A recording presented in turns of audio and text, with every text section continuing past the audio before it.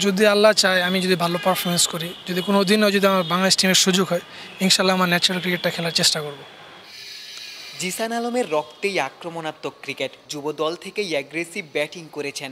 সবশেষ ডিপিএলেও জিসানের strike rate ১৩৩। Bangladesh এইচপির হয়ে চট্টগ্রামে আজ বিধ্বংসী একটা ইনিংসও খেলেছেন। সাইফুদ্দিন মিরাজদের বিপক্ষে ৭৮ বলে ১২৭ রানের অবিশ্বাস্য ইনিংস। ৬টা বাউন্ডারির সাথে ৬ মেরেছেন ১৩টা। কদিন পরই যাচ্ছেন অস্ট্রেলিয়ায়, যেখানে পাকিস্তান শাহিনসের সাথে বিগ ব্যাশের ৫টা দলও থাকবে। অস্ট্রেলিয়ার মাটিতেও জিসান সহজাত ব্যাটিংটাই করতে চান। আমার ন্যাচারাল খেলাটাই খেলবো আমি ইনশাল্লাহ, যেহেতু ওদিকে একটা ভালো টুর্নামেন্ট হতে যাচ্ছে। হোয়াইট বলের 3টা ওডিআই ম্যাচ আছে, টি-20 একটা সিরিজ আছে, টুর্নামেন্ট আছে, ভালো খেলার চেষ্টা করবো ইনশাল্লাহ। যেমনটা বলছিলেন ন্যাচারাল ক্রিকেটটা খেলবেন, আপনি ন্যাচারালি আক্রমণাত্মক ক্রিকেটটাই খেলে থাকেন। আমরা গত ডিপিএলে দেখেছি যেখানে আপনার স্ট্রাইক রেটটা ১৩৩। এর পেছনের রহস্যটা আসলে কি? না, রহস্য তেমন কিছু না।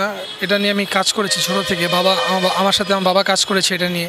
ছোটোবেলা থেকে ওভাবে খেলতে খেলতে আমার অভ্যাস হয়ে গেছে। আর আমি সেন্টার উইকেটে প্রচুর পরিমাণে ব্যাটিং করতাম, যার কারণে আমার এটা হ্যাবিট হিসেবে পরিণত হয়েছে। এইচপিতে এসেছেন, এইচপি দলটাকে বলা হয় আসলে জাতীয় দলের সব থেকে বড় পাইপলাইন। এই জায়গায় আসলে কতটুকু প্রস্তুত হতে পেরেছেন যেটা আসলে অস্ট্রেলিয়ায় প্রয়োগ করতে পারবেন? না, এইচপিতে অনেক ভালো ক্যাম্প হয়, যেহেতু যেমন ফিটনেস লেভেলটা অনেক ভালো থাকে সবার। ব্যাটিং বোলিং ফিল্ডিং সব হাই ইন্টেন্সিটিতে হয়। সব বলার ডিপিএলে যারা বেস্ট পারফর্মান, মানে যাদের অনূর্ধ্ব 23, এখন তো বয়সের ভেরিয়ার নেই, এখন যারা টপ পারফর্ম করবে তারাই এইচপিতে জয়েন করবে। যেমন এবছর আমাদের ট্যুরে যাচ্ছে আফিফ ভাই, শামীম পাটোরি, তানজিদ তামিম ভাইও আছেন, তারপরে জয় ভাই আছেন, যারা ন্যাশনাল টিমে কারেন্ট প্লেয়ার তারাও আমাদের সাথে যাচ্ছে। যেহেতু তারা senior player, as a senior player হিসেবে তারা আমাদের গাইড করতেছেন, তাদের এক্সপিরিয়েন্সগুলো আমাদের সাথে শেয়ার করতেছে। আমাদের জন্য ইজি হচ্ছে যে ইন্টারন্যাশনাল ওদিকে যেমন বড় একটা টুর্নামেন্ট হতে যাচ্ছে, ওদিকে আমরা অনেক ইজিলি খেলতে পারবো ইনশাল্লাহ। জিসানের ধ্যান জ্ঞান এই মুহূর্তে বাংলাদেশ এইচপি। অস্ট্রেলিয়ায় নিজেকে প্রমাণ করতে চান, বিপিএল ডিপিএলে পারফর্ম করতে চান। নিজেকে পুরোপুরি প্রস্তুত করেই আন্তর্জাতিক মঞ্চে পা রাখতে চান। না, আপাতত আমি এইচপি সিরিজটা খেলার নিয়ে চিন্তাভাবনা আছে। আমি অনেকগুলো এইচপি সিরিজ ক্যাম্প করতে চাই, বিপিএল খেলতে চাই। ন্যাশনাল টিমে অনেক অনেক দেরি আছে এখনও।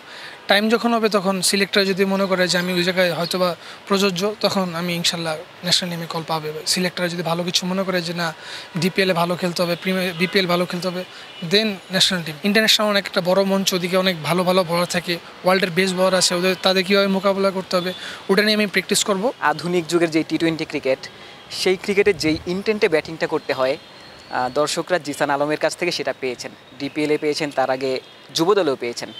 কখনো যদি বাংলাদেশ দলে আসলে সুযোগটা আসে, সেটাই আসলে আপনার ন্যাচারাল ক্রিকেটই থাকবে কিনা, ব্যাটিং অ্যাপ্রোচে অ্যাটাকিং ক্রিকেটটাই থাকবে কিনা? যদি আল্লাহ চায় আমি যদি ভালো পারফরমেন্স করি, যদি কোনো দিনও যদি আমার বাংলাদেশ টিমের সুযোগ হয়, ইনশাল্লাহ আমার ন্যাচারাল ক্রিকেটটা খেলার চেষ্টা করব।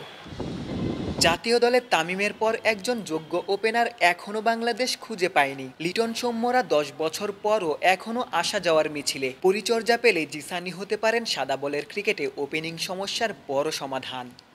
ক্যামেরায় আমিনুল ইসলাম সুজনের সঙ্গে গোলাম সারোয়ার, ক্রিকেট 97।